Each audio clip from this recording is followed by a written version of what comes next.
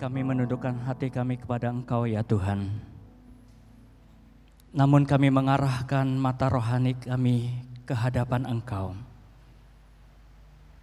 Berfirmanlah ya Tuhan. Berkata-katalah, sampaikanlah isi hatimu kepada setiap kami. Tolonglah hamba-Mu yang menyampaikan dan setiap kami yang mendengar. Biarlah kami sama-sama diajar oleh Roh Kudus. Di dalam nama Tuhan Yesus kami berdoa. Amin. Selamat pagi Bapak dan Ibu, saudara-saudari, baik yang hadir di ruangan ini maupun yang ada di rumah masing-masing. Kita sungguh bersyukur kepada Tuhan, karena Tuhan telah memberikan kita kekuatan, kesehatan, dan sukacita.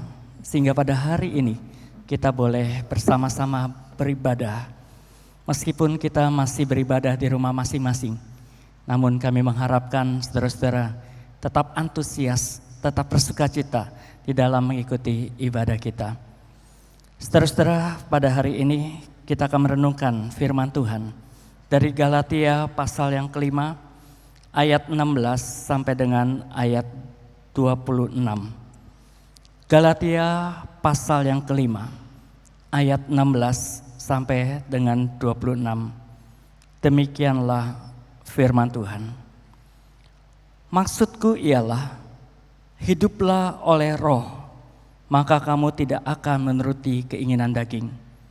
Sebab keinginan daging berlawanan dengan keinginan roh, dan keinginan roh berlawanan dengan keinginan daging.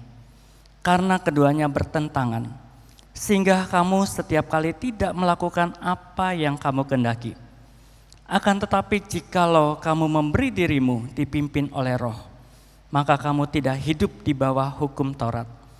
Perbuatan daging telah nyata, yaitu percabulan, kecemaran, hawa nafsu, penyembahan berhala, sihir, perseteruan, perselisihan, iri hati, amarah, kepentingan diri, percederaan, roh pemecah, kedengkian, kemabukan, pesta pora, dan sebagainya.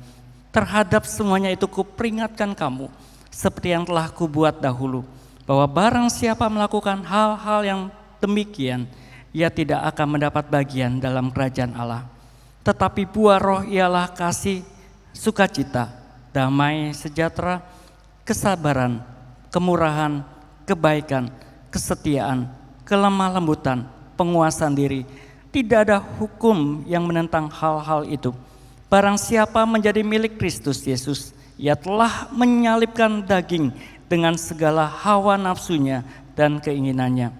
Jikalau kita hidup oleh roh, baiklah hidup kita juga dipimpin oleh roh. Dan janganlah kita gila hormat, janganlah kita saling menantang dan saling mendengki. Saudara-saudara yang dikasihi oleh Tuhan, Napoleon Bonaparte, saya bisa minta tolong kepada Rudi untuk ya. Saudara-saudara, Napoleon Bonaparte ya, dia seorang ahli perang, dia seorang pemimpin militer, politik dan kaisar Prancis, saudara. Dia mengatakan bahwa musuh terbesar yang paling sulit untuk dikalahkan adalah diri sendiri. Musuh yang paling sulit untuk dikalahkan adalah diri sendiri, saudara-saudara. Saudara, hal yang senada juga disampaikan oleh Julianto Simanjuntak ya, seorang konselor. Dia menuliskan buku, tolong next. Ya, dia menuliskan buku tentang mengenali monster pribadi.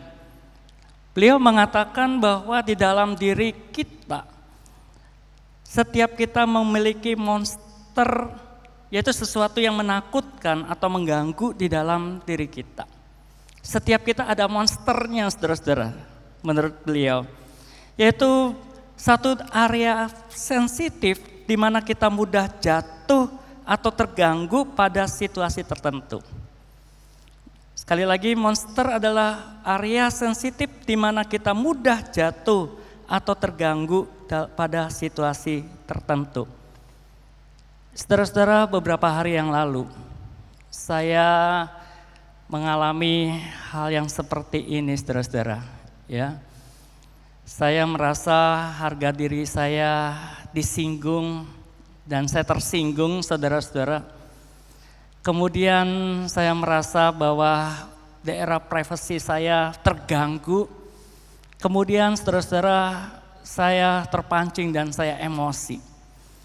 Saudara-saudara, kemudian saya berpikir setelah itu, kenapa saya bisa masuk ke daerah situ lagi gitu ya. Mengapa saya masuk ke daerah yang sensitif ini? Dan mengapa saya terpancing, saudara-saudara? Saudara-saudara, setiap kita meskipun kita adalah anak-anak Tuhan atau bahkan kita pelayan-pelayan Tuhan, saudara-saudara, kita masih bisa kalah terhadap monster yang ada di dalam diri kita. Nah, kalau kita melihat Rasul Paulus, saudara, dia adalah seorang yang dipakai Tuhan dengan luar biasa. Dia mengalami perjumpaan pribadi dengan cara yang ajaib dengan Tuhan, saudara-saudara. Kemudian dia mengatakan bahwa apa yang aku lakukan, apa yang aku kerjakan itu bukan apa yang aku mau. Melainkan hal-hal yang jahat yang aku lakukan. Dia mengatakan celakalah tubuhku maut ini. Saudara-saudara, di dalam diri masing-masing kita memiliki monster atau kita memiliki si aku yang berbahaya ini, saudara-saudara. Dan menurut Julianto Simanjuntak, beliau mengatakan bahwa monster ini terbentuk sejak kita masih kecil. Ya, disebabkan dengan pengalaman yang tidak menyenangkan, traumatis atau hal-hal yang memalukan, saudara-saudara. Saudara-saudara, monster di dalam diri kita itu bisa seperti perasaan tertolak, mudah jatuh dalam hal-hal seksualitas, saudara-saudara, sensitif terhadap teguran, takut bertemu dengan orang yang statusnya lebih tinggi, ada perasaan bersalah, takut gagal, perasaan tak berharga dan sebagainya. Saudara-saudara, monster di dalam diri kita ini bisa menghambat untuk kita maju, untuk kita berhasil, untuk kita berelasi dengan orang lain. Saudara-saudara, namun monster pribadi ini bukan hanya dipengaruhi pada masa lalu kita yang menyedihkan atau masa lalu kita yang tidak menyenangkan, saudara-saudara. Tetapi bisa juga monster dalam diri kita ini dipengaruhi oleh masa lalu yang dipenuhi dengan keberhasilan, dipenuhi dengan sukacita, saudara-saudara. Saudara-saudara, Mike Tyson, ya kita mengenal Mike Tyson, saudara-saudara, sebagai seorang petinju yang berhasil. Ya. Mike Tyson mengatakan, saya tahu seni bertarung, seni berperang. Itulah mengapa lawan-lawan takut pada saya di atas ring. Saya seorang pemusnah. Saya terlahir seperti itu. Saya terlahir sebagai seorang pemusnah. Saudara-saudara, kemudian beliau mengatakan, sekarang hari-hari itu hilang, saya merasa hampa dan bukan siapa-siapa lagi. Saya berusaha untuk menjadi rendah hati karena saya bukan orang itu lagi, saya merindukannya. Dan dia mengatakan terkadang saya seperti pengecut karena saya tidak ingin sosok itu kembali lagi. Dan itu bukan sesuatu yang keren, saya membenci sosok itu, saya takut kepadanya. Saudara-saudara, ketika Mike Tyson melihat masa lalunya, saudara-saudara, apa yang ada di dalam bayangnya adalah sesuatu keberhasilan yang pernah ia jangkau, yang pernah ia raih, dan sekarang ini situasi berbeda, saudara-saudara. Dan kemudian hal-hal yang masa lampau mempengaruhi kehidupannya saat ini sehingga ia mengalami kesulitan untuk menjalani kehidupan sebagai seorang yang biasa-biasa, sebagai seorang yang rendah hati, dan seterusnya, saudara-saudara. Atau mungkin juga Mike Tyson, dia merasa dahulu itu dia tidak mempergunakan waktu dengan baik. Dia mungkin merasa bersalah terhadap apa yang telah dilakukan pada masa lalu dan itu membayangi dirinya, saudara-saudara. Dan pada akhirnya bayangan-bayangan itu, saudara-saudara, mempengaruhi bagaimana dia hidup, bagaimana dia berelasi dengan orang lain. Nah, saudara-saudara yang dikasih oleh Tuhan, si aku dalam diri kita ini harus kita kendalikan.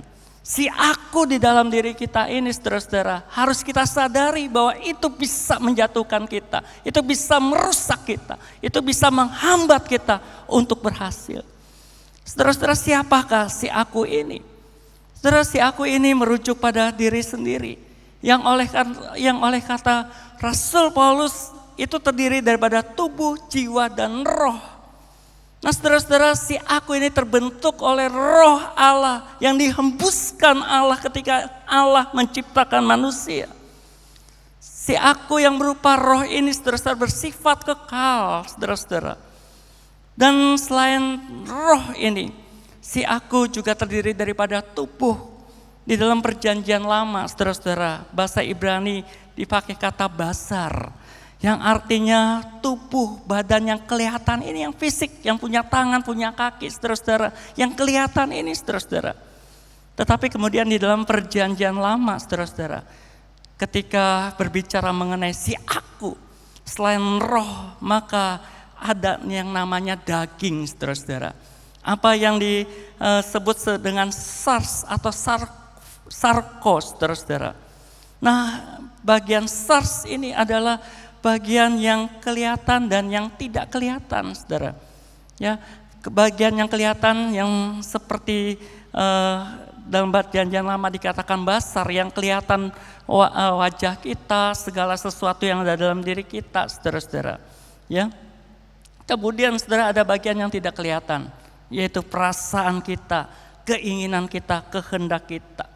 Nah, saudara-saudara, ketika Rasul Paulus mengatakan persembahkanlah tubuhmu sebagai persembahan yang hidup, maka itu berarti kita mempersembahkan apa yang ada di dalam tubuh kita, apa yang dikerjakan oleh tubuh kita, baik yang kelihatan ini maupun yang tidak kelihatan ini.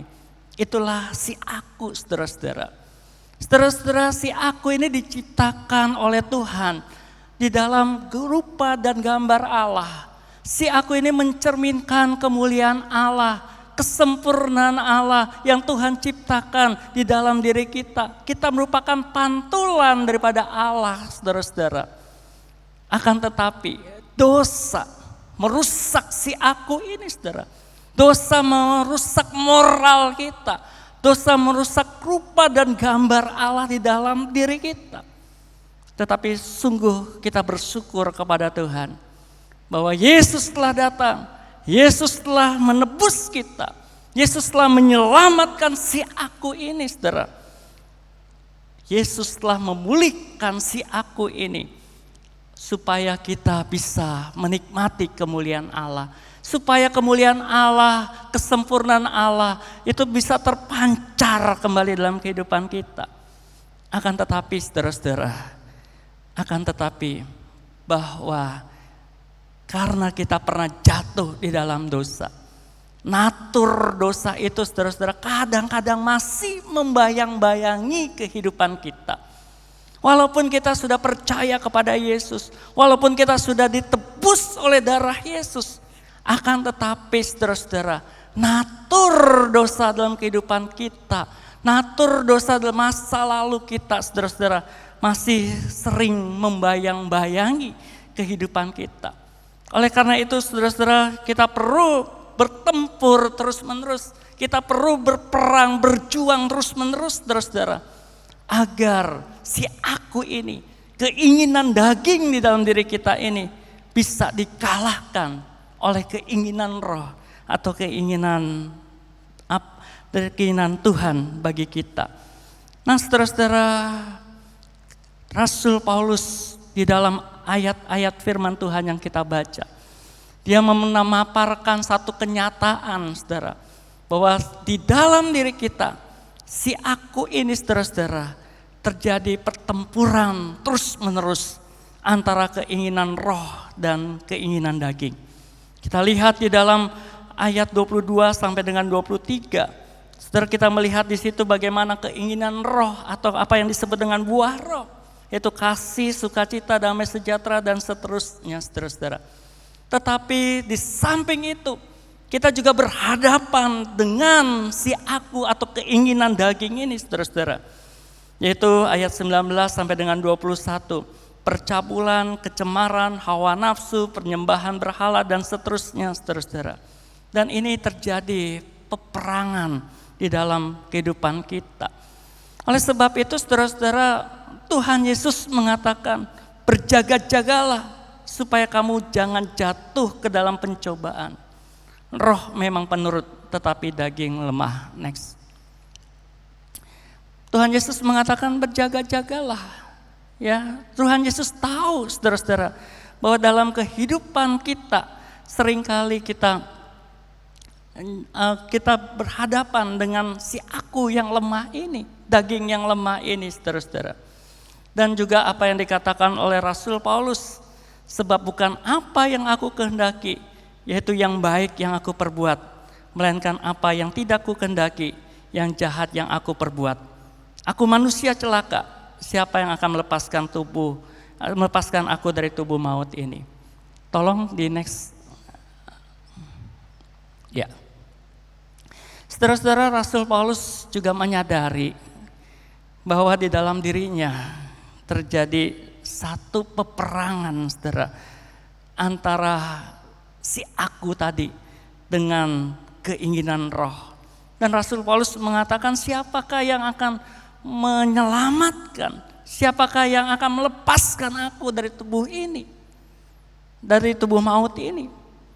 Nah, saudara-saudara, kita bersyukur karena Allah datang dan Allah membantu kita dalam menyelesaikan masalah ini. Saudara-saudara, bagaimana kita menang atas si aku? Dan di dalam tulisannya kepada jemaat di Galatia ini, saudara, Rasul Paulus memberikan tips kepada kita, yaitu pada ayat yang ke-24 dan ayat yang ke-25. Di situ dikatakan, barang siapa menjadi milik Kristus Yesus, ia telah menyalibkan daging dengan segala hawa nafsu dan keinginannya. Jikalau kita hidup oleh roh, baiklah kita juga dipimpin oleh roh. Saudara-saudara, hal yang pertama bagaimana kita menang atas si aku ini. Yang pertama adalah kita harus lebih dahulu menjadi milik Kristus. Saudara-saudara, seorang bapak gereja yang bernama Agustinus mengatakan bahwa sebelum kita percaya kepada Yesus, maka natur dosa dalam kehidupan kita selalu membayangi dan begitu kuat sekali menguasai hidup kita, saudara. Sehingga kita tidak bisa tidak berbuat dosa. Sulit bagi manusia bahwa kita tidak berbuat dosa. Dan ini juga seperti yang dikatakan oleh Rasul Paulus, bahwa semua orang telah berbuat dosa dan telah kehilangan kemuliaan Allah. Saudara-saudara, sebelum kita percaya kepada Tuhan Yesus, natur kita adalah dikuasai dan dikendalikan oleh dosa. Dan kita tidak bisa untuk tidak berbuat dosa. Tetapi Agustinus mengatakan, sesudah kita percaya, maka kita bisa tidak berbuat dosa. Saudara-saudara, setelah kita percaya kepada Yesus, maka Yesus telah membebaskan kita daripada perhambaan dosa. Tuhan Yesus telah membebaskan kita daripada perhambaan si aku ini. Tuhan Yesus telah membebaskan kita daripada perhambaan kedagingan kita sendiri, saudara. Sebagaimana yang dikatakan oleh Nabi Yesaya pada Yesaya 53 ayat 4, yang kemudian dikutip lagi dalam Matius 8 ayat 17, saudara. Dialah, yaitu Yesus, yang menanggung kelemahan kita dan menanggung penyakit kita. Nah, saudara-saudara, kalau kita mau menang atas si aku, maka kita perlu sungguh-sungguh menjadi milik Kristus. Saudara-saudara, bukan hanya kita percaya, bukan hanya kita mengaku bahwa Yesus adalah Tuhan dan Juru Selamat kita, tetapi kita sungguh-sungguh menjadi miliknya Yesus. Kita sungguh-sungguh hidup di dalam Yesus. Kita sungguh-sungguh hidup dan percaya kepada setiap apa yang diperintahkan oleh Tuhan Yesus. Kita hidup di dalam Kristus. Kita hidup menjadi milik Kristus yang sesungguhnya. Oleh karena itu saudara-saudara, maka kita akan menang melawan si aku ini. Dan saudara-saudara, Agustinus mengatakan nanti kalau kita sudah meninggalkan dunia ini, ketika kita bertemu muka dengan Tuhan, maka tidak bisa lagi kita berbuat dosa. Saudara-saudara, saya mungkin juga kita seringkali kita senang memakai baju yang kita rasa nyaman. Ya, tolong di next. Ya, saudara-saudara, sengaja tadi malam saya foto baju ini, saudara-saudara. Ya, ini merupakan salah satu baju yang kelihatannya sudah layak untuk jadi lap atau kain pel, saudara-saudara. Ya, tetapi saya senang banget memakainya, kayaknya nyaman gitu, saudara-saudara. Ya, ada bolongnya tuh, lihat ya, di lehernya sedang melembar-lebar begitu, saudara-saudara, gitu ya. Tetapi saya kok merasa nyaman gitu ya. Pakai di rumah gitu ya, rasanya nyaman gitu. Dan ada beberapa baju lagi yang seperti ini. Setelah baju ini saya ingat pernah dipakai oleh Semu Joyce ya untuk ngelap gitu ya, ngelap. Dia bilang ini sudah harusnya dibuang nih, sudah harusnya jadi kain pel atau kain lap gitu ya. Tapi saudara-saudara, saya ambil lagi, saya masukin ke mesin cuci. Saya mengatakan, saya nyaman kok pakai baju ini. Saudara-saudara, demikian juga di dalam kehidupan kita, saudara-saudara. Kita ini sudah diperbaharui oleh Tuhan. Tuhan sudah membuat kita menjadi baru. Tuhan sudah menyediakan satu pembaharuan di dalam kehidupan kita. Tetapi saudara-saudara, tanpa kita sadari, kita masih nyaman pada kehidupan lama kita. Kita masih nyaman kepada masa lalu kita. Kita masih nyaman di dalam wilayah-wilayah yang membuat kita di sana merasa senang, merasa nyaman. Meski saudara-saudara kita tahu bahwa itu bertentangan dengan kehendak Tuhan. Meski kita tahu bahwa itu Tuhan larang untuk kita ada di situ, saudara-saudara. Tetapi kita seringkali masih enak, masih nyaman di dalam memakai jubah kita yang lama ini, saudara-saudara. Oleh karena itu di dalam Filipus 3 ayat 7 sampai dengan 8, di situ dikatakan oleh Rasul Paulus, tetapi apa yang dahulu merupakan keuntungan bagiku, sekarang kuanggap rugi karena Kristus. Oleh karena dialah aku melepaskan semuanya itu dan menganggapnya sampah supaya aku memperoleh Kristus. Saudara-saudara, Rasul Paulus melihat bahwa masa lalu dia, baik kejayaan dia, baik kegagalan dia, merupakan sampah. Dan Rasul Paulus mengatakan, aku mengarahkan pandanganku ke depan, aku berlari-lari menuju kepada masa depan, aku mengarahkan mataku kepada Yesus, saudara-saudara. Saudara-saudara yang dikasihi Tuhan, sebagai orang-orang yang telah ditebus oleh Kristus, yang telah dimiliki oleh Kristus, mari saudara-saudara kita kalahkan si aku ini. Kita kalahkan si aku, karena Tuhan sudah memberikan kemampuan itu kepada kita. Hal yang kedua saudara-saudara, bagaimanakah kita menang atas si aku? Yaitu kita harus menyalibkan daging, saudara-saudara. Dan Rasul Paulus mengatakan, barang siapa yang menjadi milik Yesus, ia telah menyalibkan daging dan segala hawa nafsu dan keinginannya. Saudara-saudara yang dikasihi Tuhan, apa maksud menyalibkan daging? Saudara, menyalibkan daging itu berarti kita mematikan, kita mengorbankan segala keinginan, kepentingan pribadi kita yang bertentangan dengan keinginan Tuhan. Saudara, sebagaimana yang dikatakan juga oleh Rasul Paulus dalam Kolose 3 ayat 5. Karena itu matikanlah dalam dirimu segala sesuatu yang duniawi, yaitu percabulan, kenajisan, hawa nafsu, juga keserakahan yang sama dengan penyembahan berhala. Saudara, menyalibkan daging kita, artinya kita mematikan segala hal-hal yang bersifat duniawi, hal-hal yang bersifat melukai akan hati Allah, yang tidak memuliakan nama Tuhan. Saudara-saudara, menyalibkan daging berarti kita berani untuk mengatakan tidak, atau kita menolak segala sesuatu yang menghalangi persekutuan kita dengan Tuhan. Saudara-saudara, Tuhan mau supaya kita menyalibkan daging kita.